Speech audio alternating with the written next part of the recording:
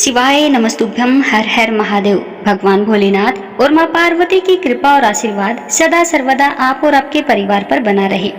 आज की इस वीडियो में हम आपको कजरी तीज की पौराणिक व्रत कथा सुनाने वाले हैं। आप सभी को भादव मास की कजरी तीज की बहुत बहुत शुभकामनाएं। तीज माता आप सभी पर अपनी कृपा बनाए रखे, सभी को अखंड सौभाग्य दे, सभी की मनोकामनाएं पूरी करे। इसी शुभकामना के साथ आज सुनते हैं कजरी तीज के दिन सुनी जाने वाली सभी कहानियां। सबसे पहले आइए श्रवण करते हैं कजरी तीज के दिन सुने जाने वाली गणेश भगवान की पौराणिक कथा। एक समय की बात है, गणेश जी महाराज एक सेठ जी के खेत से होकर के गुजर रहे थे। तब उन्होंने उत्सुकता से 12 दाने अनाज के तोड़ लिए, लेकिन गणेश जी के मन में आया कि अरे यह तो सेठ जी के यहाँ चोरी हो गई। वे अपने मन में पछतावा करने लगते हैं और सोचते हैं कि यह तो मुझसे बड़ा भारी पाप हो गया, अब मैं क्या करूं, मेरा यह पाप कैसे उतरेगा। तभी गणेश जी को एक युक्ति सूझी कि चलो मैं सेठ जी के यहाँ 12 साल तक नौकरी पर रह जाता हूँ, ऐसा करने से उसके पाप कम हो जाएंगे। बस गणेश जी ने एक बालक का रूप धारण किया और सेठ जी के घर चले गए। कहने लगे, सेठ जी मुझे आप अपने यहाँ काम पर रख लो। अब सेठ जी को नौकर की जरूरत थी, इसीलिए उन्होंने उन्हें काम पर रख लिया। अब गणेश जी सेठ जी के यहाँ नौकर बन करके रहने लगे और कुछ काम करने लगे। एक दिन की बात है, सेठानी जी राख से हाथ धो रही थी। गणेश जी ने देखा तो सेठानी का हाथ पकड़ा और मिट्टी से धुलवा दिया। सेठानी को तो बड़ा अजीब लगा। वह भागी भागी सेठ जी के पास गई और बोली, यह कैसा नौकर रख लिया है, मेरा हाथ इसने पकड़ लिया। गणेश जी को सेठ जी ने बुलवाया और पूछा, क्यों भाई, तूने ऐसा क्यों किया, तूने सेठानी का हाथ क्यों पकड़ा। तो गणेश जी बोले, मैंने तो एक सीख की बात बताई है। राख से हाथ धोने से घर की लक्ष्मी नाराज होकर के चली जाती है, जबकि मिट्टी से हाथ धोने से लक्ष्मी लौटकर आ जाती है। सेठ जी ने सोचा बात तो सही कह रहा है और उसे माफ कर दिया। ऐसा करते करते कई दिन बीत गए। थोड़े दिनों बाद कुंभ का मेला आया तो सेठ जी बोले, भाई मुझे तो व्यापार में बिल्कुल समय नहीं मिलता, ऐसा कर तू सेठानी को कुंभ के मेले में ले जा और वहां स्नान दान करवा के ले आ। तो गणेश जी जो सेठ के यहाँ नौकर बने थे, सेठानी को लेकर के कुंभ के मेले में चले गए। वहां जाकर सेठानी किनारे पर बैठकर थोड़ा थोड़ा पानी डालकर नहाने लगी। तो गणेश जी ने उसका हाथ पकड़ा और जाकर बीच नदी में डुबकी लगवा करके ले आए। घर आकर सेठानी तो सेठ जी से फिर शिकायत करने लगी, आपने यह कैसा नौकर रख लिया है, मेरी इज्जत ही नहीं करता। इतने सारे लोग थे और मुझे घसीट करके बीच पानी में ले गया। अब सेठ जी ने फिर गणेश जी को बुलवाया। गणेश जी बोले, सेठानी तो गंदे पानी से किनारे पर बैठकर स्नान कर रही थी, मैं उन्हें आगे ले गया था और अच्छे पानी में डुबकी लगवा करके लेके आया था। इससे अगले जन्म में यह बहुत बड़ी रानी बनेगी और उन्हें बहुत राजपाट मिलेंगे। तो सेठ जी ने सोचा कि कह तो सही रहा है, बीच में नहाने पर अच्छा पुण्य मिलेगा, तो उन्होंने फिर बात को वहीं खत्म कर दिया। एक दिन सेठ जी के घर में पूजा रखी गई थी, हवन हो रहा था। सेठ जी तो हवन में बैठे थे पर सेठानी अभी तक वहां पर नहीं आई थी। तो सेठ जी ने गणेश से कहा कि अरे भाई जाओ सेठानी को बुला करके लेके आओ। अब गणेश जी सेठानी को बुलाने कमरे में गए। देखा सेठानी तैयार बैठी थी, लेकिन सेठानी ने काली चुन्नी डाली हुई थी। तो गणेश जी बोले, सेठानी जी पूजा पाठ में काले कपड़े नहीं पहनते, आप चुन्नी बदल लो। तो सेठानी नहीं मानी। उसने सोचा नौकर है, मुझे आदेश दे रहा है, मैं क्यों मानूं। तो वह ऐसे ही चलने लगी। गणेश जी ने क्या किया कि चुनरी उतारी और फाड़ दी और कहा, अब लाल रंग की चुन्नी ओढ़ लो और तब चलो। सेठानी तो यह देखकर बहुत गुस्से में आ गई। वह कहने लगी, मैं जाऊंगी ही नहीं पूजा में, और नाराज होकर के अपने कमरे में ही लेट गई। अब जब सेठानी नहीं आई तो सेठ जी इंतजार करते रहे। बहुत देर हो गई थी तो सेठ जी खुद उठ करके अंदर आए। देखा सेठानी तो नाराज होकर के पड़ी है। सेठ जी ने पूछा, क्या बात है। तो सेठानी बोले, आपने यह पता नहीं कैसा पागल नौकर रख लिया है, आज तो इसने हद ही पार कर दी, मेरी चुन्नी ही फाड़ दी। अब इतना सुनकर के सेठ जी को बड़ा गुस्सा आया। उन्होंने गणेश जी को बुलाया और कहा, आज तो तुमने हद ही पार कर दी, बताओ तुमने सेठानी की चुन्नी क्यों फाड़ दी। तो गणेश जी बोले, सेठ जी पूजा पाठ में काले रंग के कपड़े नहीं पहनते, मैंने तो सिर्फ इन्हें लाल रंग के कपड़े पहनने को बोला था। काले कपड़े पहनने से कोई शुभ फल शुभ काम सफल नहीं होता है। जब इन्होंने बात नहीं मानी तो मैंने सोचा कि चुनरी फाड़ देता हूँ। फिर तो इन्हें दूसरी चुन्नी ओढ़नी ही पड़ेगी। तो सेठ जी ने सोचा कि वह तो सही बात कह रहा है, पूजा पाठ में काले कपड़े तो नहीं पहनते हैं, समझदारी की बात कर रहा है। तो उन्होंने फिर बात वहीं समाप्त कर दी और सेठानी को भी मना लिया। अब इस तरह करते करते कुछ दिन फिर बीत गए। एक दिन सेठ जी के घर में गणेश जी की पूजा थी। पंडित जी बुलवाए गए। पंडित जी आए और उन्होंने पूजा की तैयारी शुरू कर दी। पूजा करनी भी शुरू कर दी, लेकिन यह क्या, पंडित जी तो गणेश जी की मूर्ति लाना ही भूल गए। अब बताओ पूजा कैसे करें? गणेश जी की मूर्ति ही नहीं है तो पूजा कैसे होगी? सब बड़ी चिंता में पड़ गए। तो गणेश जी वहीं पर खड़े थे और कहने लगे, मुझे ही मूर्ति बनाकर यहाँ विराजमान कर लो, मेरी ही पूजा कर लो और आपकी पूजा सफल हो जाएगी, आपके काम सारे सफल हो जाएंगे। अब इतना सुन के तो सेठ जी को बहुत गुस्सा आ गया। वे बोले, अब तक तो तुम सेठानी के साथ ही मजाक करते थे, लेकिन अब तुम मुझसे भी मजाक करने लग गए। तो गणेश जी बोले, नहीं सेठ जी, मैं मजाक नहीं कर रहा हूँ, मैं सच कह रहा हूँ।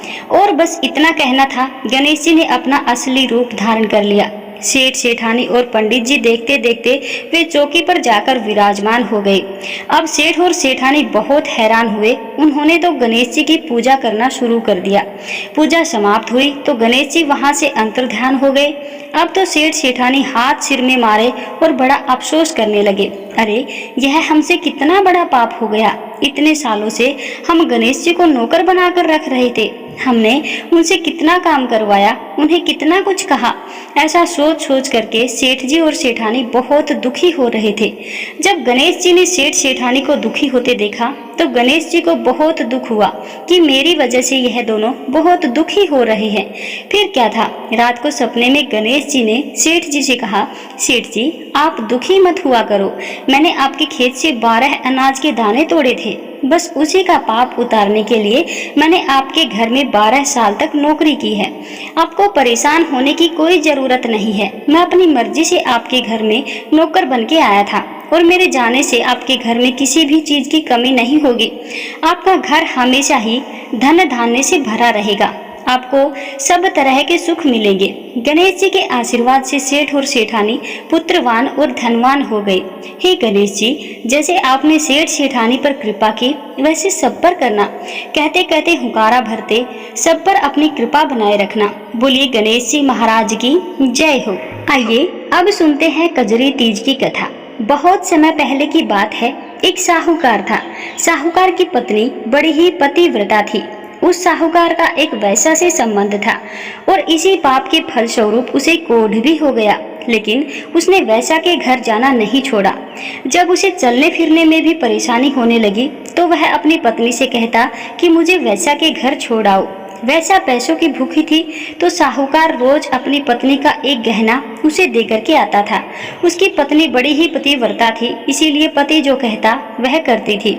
एक बार की बात है, कजरी तीज का दिन था। उसने व्रत रखा था। साहूकार रोज की तरह अपनी पत्नी से कहने लगा, मुझे वैश्या के घर छोड़ आओ। उस दिन साहूकार बीमारी के कारण बिल्कुल भी चल नहीं पा रहा था, तो साहूकार ने उसे अपने कंधे पर बैठाकर वैश्या के घर ले गई। जब साहूकार वैश्या के घर जाता तो अपनी पत्नी से कह देता कि अब तुम घर जाओ, मुझे लेने थोड़ी देर में आ जाना। लेकिन उस दिन उसने अपनी पत्नी से कुछ भी नहीं कहा और वह अंदर चला गया तो उसकी पत्नी वहीं पर खड़ी रही। उस दिन वैश्या खिड़की से देख रही थी। उसने साहूकार से पूछा, यह जो तुम्हें छोड़ने आई है, यह तुम्हारी नौकरानी है या फिर कोई और है? यह तुम्हें कंधे पर बैठाकर लाती है और छोड़कर चली जाती है। तो साहूकार कहने लगा, वह नौकरानी नहीं है, मेरी पत्नी है। इतना सुनते ही वैश्या को बहुत दुख हुआ। उसने साहूकार को समझाया, तुम घर लौट जाओ, आज तीज है, तुम्हारी पत्नी ने तीज का व्रत किया होगा और उसने पूजा भी करनी होगी। तीज माता की कृपा से वैश्या को सद्बुद्धि प्राप्त हुई थी। उसने साहूकार को उसकी पत्नी के सारे गहने और रुपया पैसा भी लौटा दिया और कहा, अब तुम यहाँ पर कभी मत आना। साहूकार की पत्नी वहीं नीचे खड़ी थी। तभी तेज बारिश होने लगी और बरसाती नाला भी बहने लगा। साहूकार की पत्नी मन में बहुत दुखी हो रही थी और सोच रही थी, मुझे तो तीज माता की पूजा भी करनी है, मैं कैसे पूजा करूंगी, मुझे तो देर हो जाएगी। तीज माता की कृपा से उसी समय पानी में बहती हुई पूजा की सारी सामग्री आ गई उसमें नीम की टहनी भी थी। उसने वहीं पर तेज माता की पूजा कर ली। इतने में चंद्रोदय भी हो गया। उसने वहीं पर अंजलि से जल भरा और चंद्रमा को अर्घ्य भी देने लगी। इतने में ही उसका पति भी आ गया। जब वह अर्घ्य दे रही थी तो उस जल के छींटे साहूकार पर पड़े तो उसका कोढ़ भी ठीक हो गया। दोनों पति पत्नी प्रसन्नता से अपने घर लौट आए। हे तीज माता, जैसे आपने साहूकार के सारे दुखों को दूर किया, वैसे ही सबके दुखों को दूर करना। कहते सुनते हुकारा भरते सब पर अपनी कृपा बनाए रखना। बोलिए तीज माता की जय हो। आइए अब श्रवण करते हैं तीज माता की कथा, जिसे सुनने मात्र से अखंड सौभाग्य की प्राप्ति होती है। बहुत समय पहले की बात है। एक साहूकार था। उसके 7 बेटे थे और 7 बहुएं भी थी। उसकी 6 बहुओं के पीहर बहुत अमीर थे। उनके मायके से खूब भर भर कर सामान आता था, लेकिन 7वीं बहू गरीब घर से थी, तो वहां से कुछ भी नहीं आता था। उनका तो मायका भी नहीं था। सातुड़ी तीज का दिन आया और 6 बहुओं के पीहर से सत्तू का पिंड आ गया, लेकिन 7वीं बहू के पीहर से कुछ भी नहीं आया। तो 7वीं बहू ने अपने पति से कहा, मैंने कजरी तीज का व्रत किया है। बड़ी भाभीयों के मायके से तो सत्तू का पिंड आ गया, मुझे कौन ला कर देगा? मुझे सत्तू का पिंड ला करके दो, मैंने भी व्रत रखा है। उसका पति बहुत गरीब था, मजदूरी का काम करता था और वह खुद भी जेठानियों के यहाँ काम करके अपने परिवार का गुजारा करती थी। उसका पति कहने लगा, आज तो मुझे मजदूरी में कोई पैसे भी नहीं मिले, मैं तुम्हें सत्तू का पिंड कहाँ से ला करके दूं? तो वह उदास होकर के बैठ गई और कहने लगी, बिना सत्तू के पिंड के मैं व्रत कैसे खोलूंगी? व्रत का पारण मैं कैसे करूंगी? तो साहूकार का लड़का घर से सत्तू लेने के लिए निकल पड़ा। हलवाई की दुकान में चोरी करने के इरादे से गया था। वहां जाकर उसने देखा चने की दाल रखी है, भट्टी में थोड़ी सी आंच भी थी। उसने दाल को भट्टी पर सेका और वहीं पर चक्की भी पड़ी थी, तो दाल को पीसने लगा। दाल पीसने की जो आवाज हुई तो दुकान का मालिक जग गया और उसे आकर के पकड़ लिया। साहूकार का बेटा बोला, मुझे पकड़ो मत, मैं कोई चोर नहीं हूँ। आज मेरी पत्नी ने कजरी तीज का व्रत रखा है, हमारे घर में सत्तू नहीं था, मेरी पत्नी का तो मायका भी नहीं है। मैं आपकी दुकान में चोरी की नीयत से नहीं आया था, मैं सिर्फ थोड़ा सा सत्तू लेना चाहता हूँ। आज मुझे मजदूरी के पैसे नहीं मिले थे, कल मैं आकर के आपके पैसे भी दे दूंगा। यह सुनकर तो दुकान के मालिक को बहुत दुख हुआ। वह साहूकार के बेटे से बोला, तुम अपने घर जाओ, तुम्हारी पत्नी आज से मेरी धर्म की बेटी है, तुम्हारे लिए पूजा का सब सामान मैं घर पर ही भिजवा दूंगा। तब उस दुकान के मालिक ने पूजा का सारा सामान, बहुत सारा सत्तू, बहुत सारे कपड़े, गहने, सब कुछ साहूकार के बेटे के घर पर पहुंचा दिए। साहूकार के बेटे की पत्नी ने देखा तो पूछा, यह सब सामान कहाँ से आया है? तो उसने सारी बात ही बता दी। उसने विधि विधान से कजरी माता की पूजा की। उसके धर्म के पिता ने जो कपड़े और गहने भेजे थे वो सब उसने पहन लिए। थोड़ी देर में जब काम करने नहीं गई तो उसकी जेठानी अपने बच्चों को भेजा कि जाओ और देख कर के आओ कि तुम्हारी चाची आज काम करने क्यों नहीं आई, इतना सारा काम घर में पड़ा है। जब ये बच्चे अपने चाची के घर गए तो देखा चाची तो खूब सजी धजी बैठी है। तो कहने लगे, चाची तुम्हें माँ काम करने के लिए बुला रही है, कह रही है सारा काम पड़ा है। तो उसने कहा, आज मैं काम करने नहीं आऊंगी, आज मैंने तीज का व्रत रखा है, मुझ पर तीज माता की कृपा हुई है, आज तो मेरी सारी गरीबी दूर हो गई। अपने माँ से कहना कि कोई और नौकरी पर रख ले। बच्चे घर आते हैं और अपनी माँ से सारी बातें कहते हैं। तो जेठानी भी भागी भागी जाती है, देखती है कि वह तो खूब सज धज के दुल्हन की तरह बैठी है। तो पूछती है, इतने सारे कपड़े और गहने तुम्हारे पास कहाँ से आए? तो उसने सारी बात बता दी। मैंने तो तीज का व्रत रखा था, हमारे घर में सत्तू नहीं था, तो मैंने अपने पति को सत्तू लाने भेजा था। तीज माता की कृपा से दुकान के मालिक ने मुझे अपने धर्म की बेटी बना लिया है और उन्होंने ही ये सब सामान मेरे लिए भेजा है। हे तीज माता, जैसे आपने साहूकार की पत्नी पर अपनी कृपा की, वैसे ही हर व्रत करने वाले, कथा सुनने वाले, कथा कहने वाले सभी पर अपनी कृपा बनाए रखना। बोलिए तीज माता की जय हो। आइए अब सुनते हैं तीज माता के दिन सुनी जाने वाली नीमड़ी माता की कहानी।